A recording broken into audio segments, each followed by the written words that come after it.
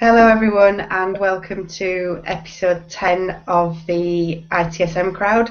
My name's Claire Agutter and I'm the lead tutor for ITSM Zone.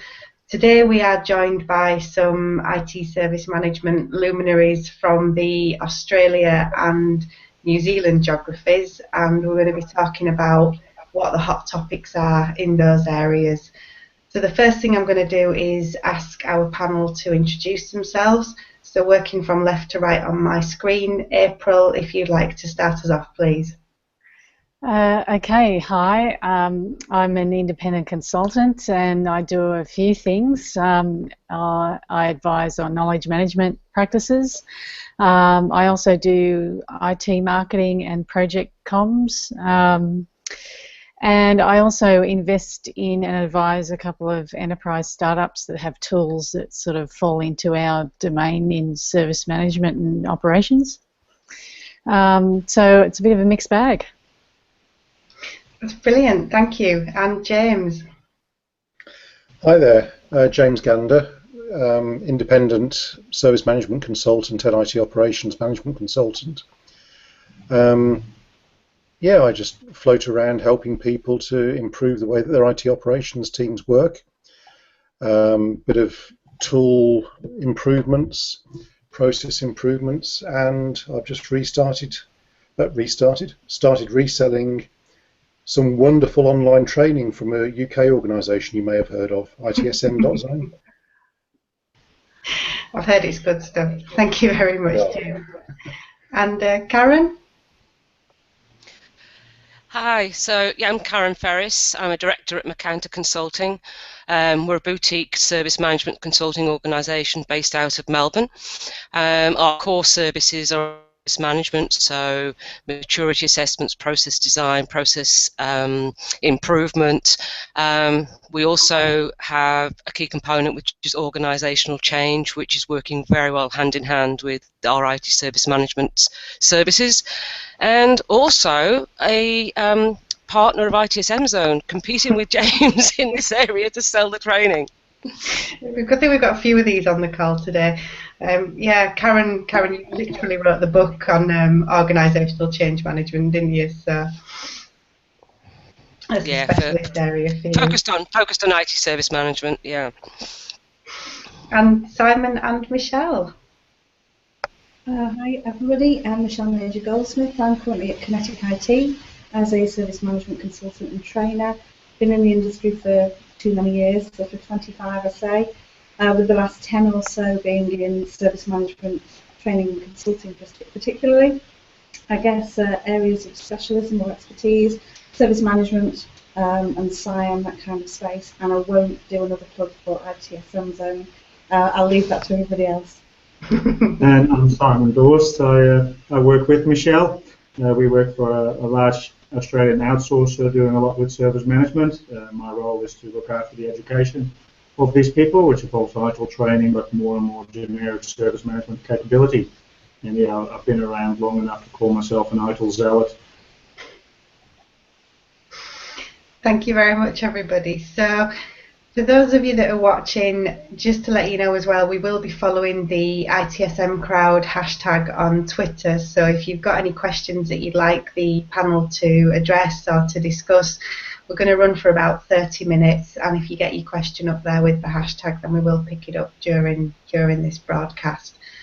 So the first question for all of you that are here is, review 2015 for me in service management in Australia and New Zealand. What were the kind of the key events and the key topics?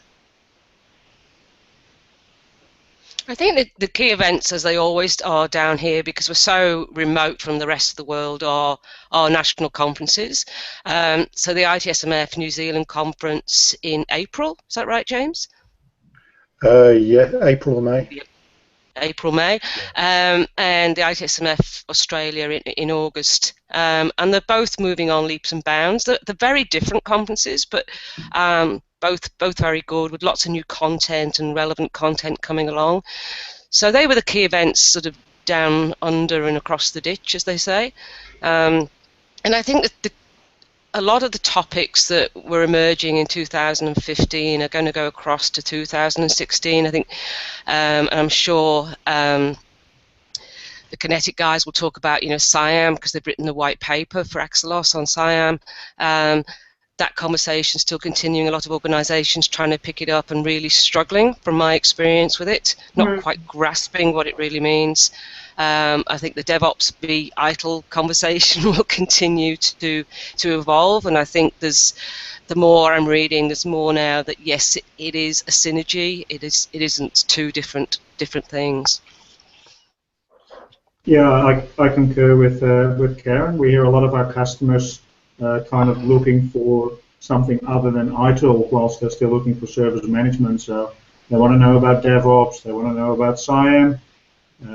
Really, it's more the basic service management concepts that they're still struggling with and trying to find a way for.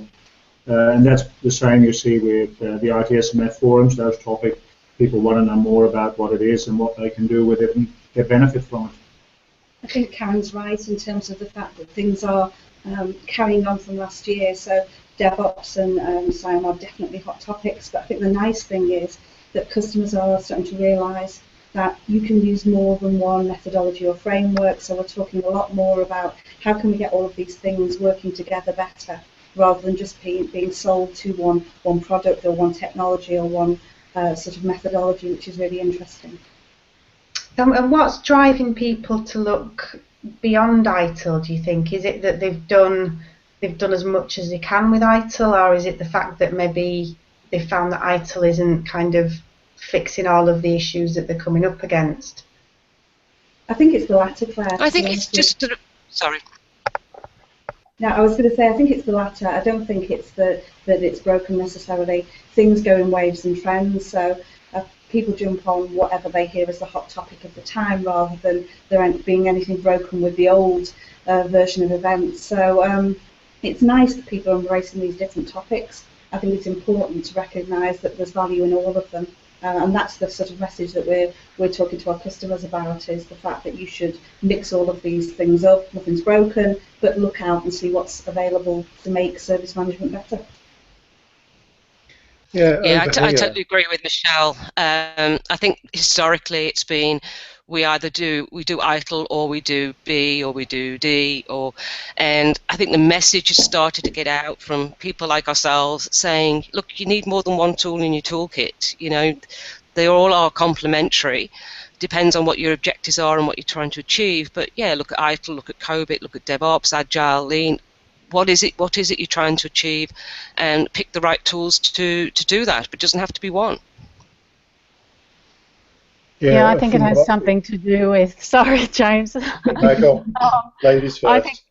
I think it has something to do with our operations workforce, sort of younger, or we've got a new wave of operations workforce, I guess, and they're a bit eye-rolling at the bureaucracy behind change control and all of that sort of thing, and they're more familiar already with DevOps and the development side of systems and system administration. So ITIL seems like a bit of a yawn, and I think it's better for our service management industry that we're so keen to actually look at what else is out there, and DevOps being one of those things.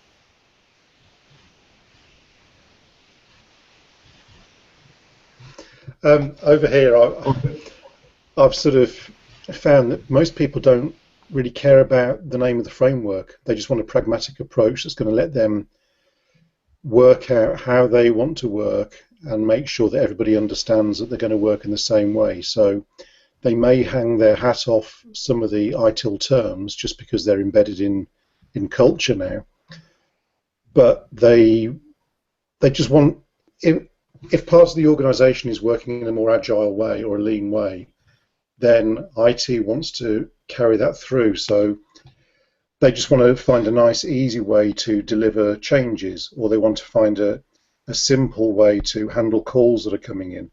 They don't want to say they're ITIL aligned, or they're using COBIT, or they're using DevOps, or they're whatever it might be, Six Sigma. They just want to say, we want a simple way that we're all working in the same way. And that's what I'm finding a lot of. If I go in there and mention ITIL, as Aprill said, people roll their eyes. So I just don't mention it. Yeah, I totally agree with James. If I'm talking to a client, I talk about service management.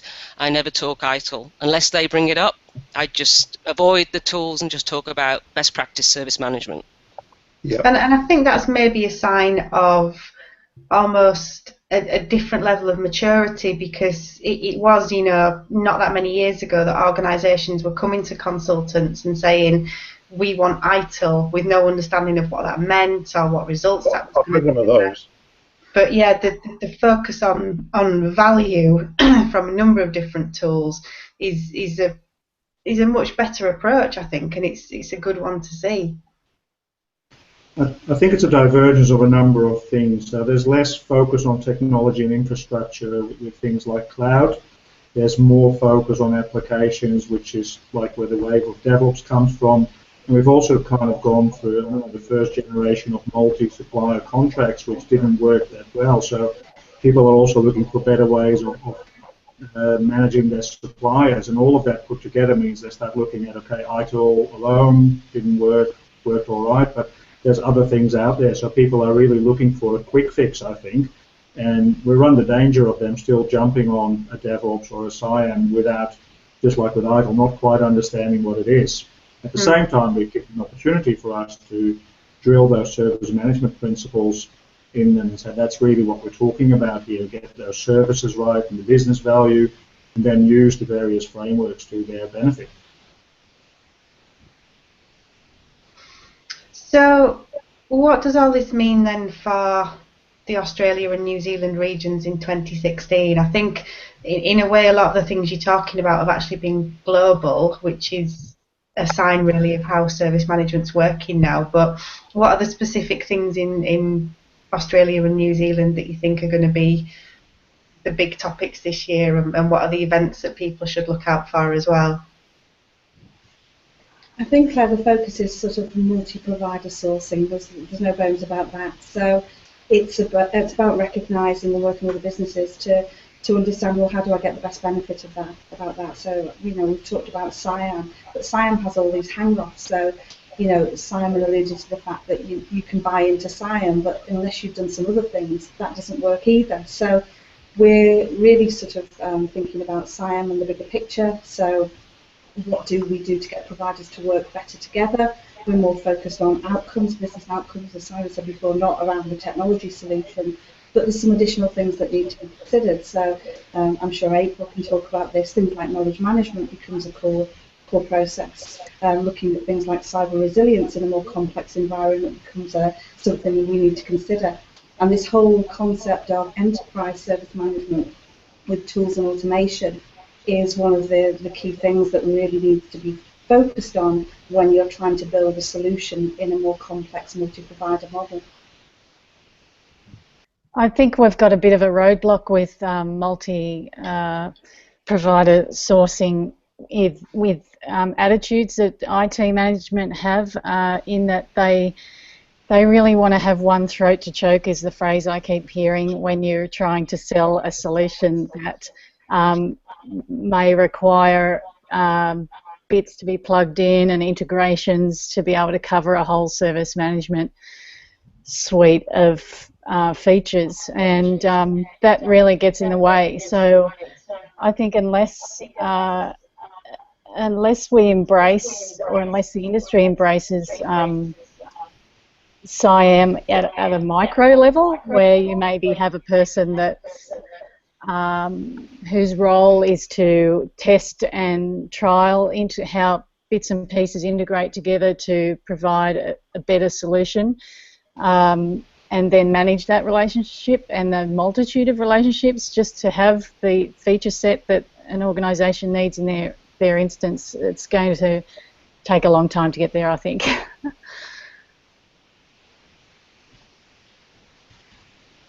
Yeah, I think that may be one of the hot topics of 2016 is changing people's capabilities and vision of service management to that service part, and away from the technology or the painting by numbers or managing by numbers.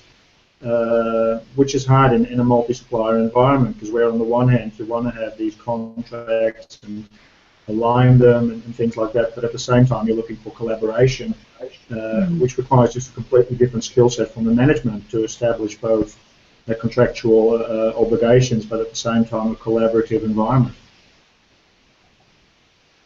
Does every company need to be thinking about SIAM then, or is this something that mainly applies to the larger organisations or a particular sector? I'm not seeing any sign of people even knowing what SIAM is in the organisations I work with. Ah, okay. They're a lot smaller. I've only I mean, come up- New Zealand companies generally are a lot smaller, but you know, our large organisations are small by European standards, so it's all relative. But we're not getting any visibility of it at all. I'm only seeing it in the large organisations and particularly government. Mm-hmm. Yeah, I think the multi-supplier approach is, by its nature, perhaps more visible in larger organisations. But you know, as some of the things that Simon mentioned, increasing move to cloud, even the smaller companies are dealing with more and more suppliers. So I think it's something that will become more relevant. Aprill, you specialise in knowledge management. What's kind of happening in terms of the evolution of knowledge management at the moment? Not a lot. It's moving slowly. I mean, it's great to see the elevation in knowledge management from when I first came onto the ITSMF scene about 4 or 5 years ago. 5 years ago. It's a lot more heard about now at the conferences, so that's exciting. I still think tools, here we go at a tools level, natively don't really cover knowledge management particularly well, probably because things like knowledge-centered support processes just aren't well known enough for them to seek out those processes that are proven to work well. Mm-hmm.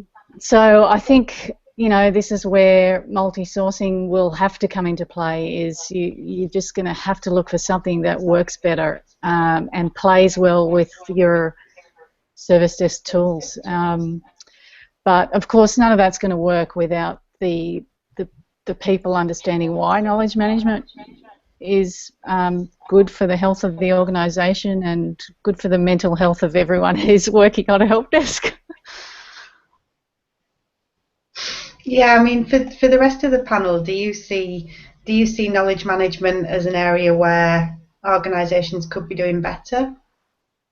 All the time. Absolutely. I think I've seen a lot of organisations that will say they have knowledge management, but there's no real process behind it. It's a repository of information that is not managed, it's not curated. Users, customers go to the knowledge base initially, they can't find what they need, or what they need is out of date and they never go back. And it just becomes a waste of time. It really needs some commitment behind it and the right processes and the right people and the right mindset to make it work. Yeah, without the right people, it doesn't take off. I mean, the amount of places I've been to where I've got the guys on the ground all excited about doing knowledge management. They're all into it. They all want to do it. But then as soon as real life hits them again, it starts just dribbling away. And it's probably the hardest one to bed in, actually, because everything else, it's part of your day-to-day job, because you're firefighting in operations a lot of the time, or you're trying to implement changes to calm things down, or you're handling problems to try and calm things down. But the knowledge management one, it's almost an afterthought for everybody, and it's the hardest one to really get them to keep going with. I'm always leaving Aprill's book around, and it seems to make no difference. Yeah, well, I think it's because it needs that investment of time up front. Otherwise, there's nothing there to go and look for. So until we can get sort of an executive to see the point of putting that time up front, and lauding the benefits of that, and it becoming a cultural requirement and a cultural behaviour and a way of doing the job. It's a hard shift to make. I think a lot of the knowledge management stuff as well is still handled at a very operational level. So you quite often find that you get little pockets of good knowledge management, but Karen mentioned it. It doesn't appear to be an overall strategy. It's not really being talked at sort of a C level as being a tool that could be useful throughout the service life cycle. So I think that's one of the challenges. Operational people see benefit and do it quite well, but it is in small pockets. There's one global topic that we shouldn't kind of miss as well on today's discussion, and I'm going to ask Karen to introduce this one because Karen's been part of the mastermind team behind the new ITIL practitioner certification. So Karen, maybe you could tell us a little bit about that one and what's coming this year as well, please. Yeah, absolutely. So this kicked off at the beginning of last year, and it was a result of research, community engagement, surveys, etc. that Axelos had done, and it was what they believed the community was calling for, and I actually agree. I think when we went from ITIL V2 Foundation to V3, something got lost. V2 was deep and narrow. V3 was very wide and shallow. So people learned the theory in V3, which was fine. We'd gone to a service life cycle. It was difficult to teach that in any depth. So what's missing now is the practitioner guidance to say, okay, I know what the theory is. Where do I start? How do I know what my priority should be? So there was a team of 6 global architects pulled together by Axelos, myself being one of those, who spent a lot of time over the last year writing the guidance, coming up with some guiding principles. The focus has been on, it's built around continual service improvement, and the focus has been in terms of the activities, communications, metrics, and organisational change management. Now, there's a lot missing from there. I said to Aprill a while ago, we would have loved to put knowledge management in there, but we were constrained by the amount of information we could get in, and the team narrowed it down, and those were the 3 sort of main activities that we thought were the most important. So the practitioner guidance was, in terms of publication, was launched this week, which is very exciting. There's been a series of train the trainer sessions in Singapore, London, and New York, I think, in the US, to bring the ATOs up to speed with what the training means. And it has a very practical approach. I can't remember it's poor, isn't it? I can't remember the percentage, but it's about a third sort of chalk and talk teaching, and the rest is practical exercise, using the tools to be able to be totally equipped to go back to the workplace and actually use them. And there's some very good tools in the toolkits as well. That sounds good, and certainly that practical element is something that was addressed a little bit better in ITIL version 2 than the version 3, because, as you say, there is so much more material to cover in version 3. For the rest of the panel, have you seen anybody talking about ITIL practitioner? Is it on your radar? It's certainly on our radar. Sorry, James. No, go on. I was part of the Singapore Trainer Awareness session, and very happily received the content. I think it's great guidance, and it's something that we struggled with in terms of where do you put it in the courses, a little bit here, a little bit there. So I think it's good to get that attention on the practitioner, be able to build a course that is kind of solely around those capabilities. And there is some really good guidance in the toolkit and templates that people can actually use. So it allows you as a provider to actually give people something to do, which at the foundation sometimes is a bit hard. They walk away with a head full of ideas, but no direction to take. Yeah, I'd love to say that people here are chomping at the bit to get going with it. But what we tend to find in New Zealand is that most people get to the foundation level and then they can say they know ITIL and that's about it. it's going to need a lot of selling over here to make people even aware of it. I think we're a completely different market to training to everywhere else in the world, it feels like sometimes. Mm. I was a reviewer on the. I was a reviewer for the course, and I had a peek at the content. No, even though there's no knowledge management, what there is a lot of is communication, how to communicate with stakeholders, stakeholder mapping, and all of that, which is something that IT consultants even really sorely need, because you know, we've heard dead cat syndrome a million times. So it's good to have those range of tools and the communication lessons that can bulk out what a consultant can turn up with. I think training providers have a real role to play in bringing this thing to life, to be honest with you. So I think we've got an opportunity here to use all kinds of tools and techniques to apply the practical element. So I agree, you know, looking at the syllabus and the content, it's great. There could be much more, but I guess you're limited with a 2-day course. But I do like the idea that we're exploring or have the opportunity to spend much more time showing the students about practical service management, because that's the bit, you know, as we've said, is essentially lost in some of the training delivery that we do. We have. Yeah, I think there's something for everybody.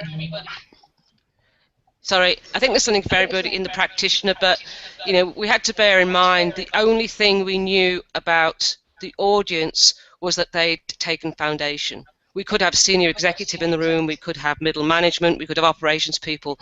The only thing we actually really knew was that the person had done the foundation, because it's a prerequisite. So that was an interesting challenge as well. I'll bet. I think the challenge is back to where we started, is that change in expectations of what an IT professional does these days. And it's not just being a Microsoft MCSE anymore. Whether they actually will invest in another training and another qualification, that will be the big question around the success of the practitioner.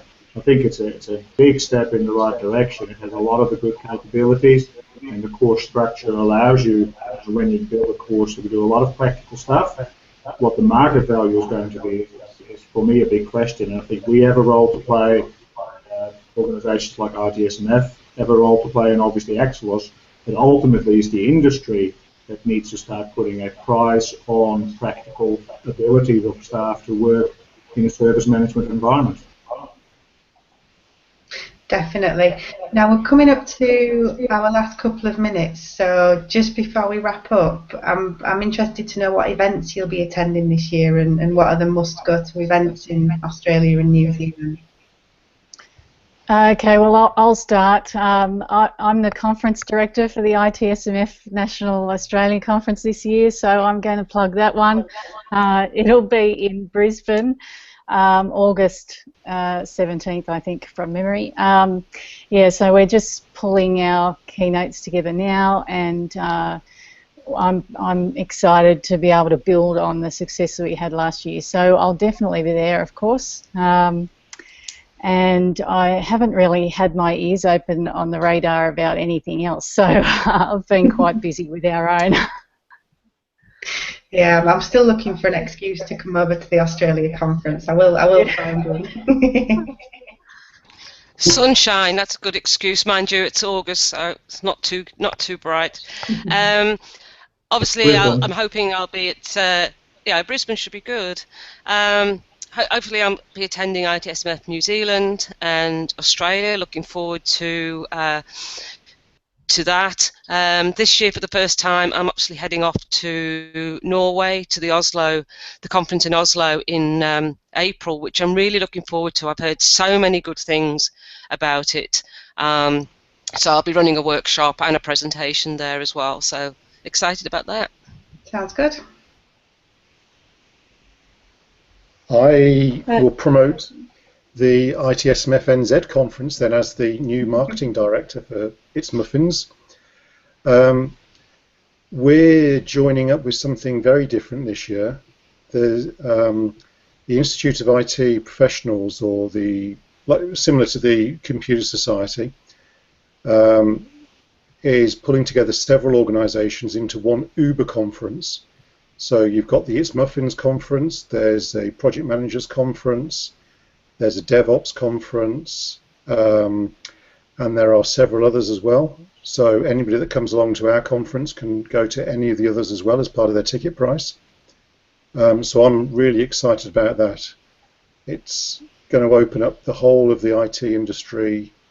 It'll give project managers the chance to learn a bit more about service management, which is always a bit of a clash.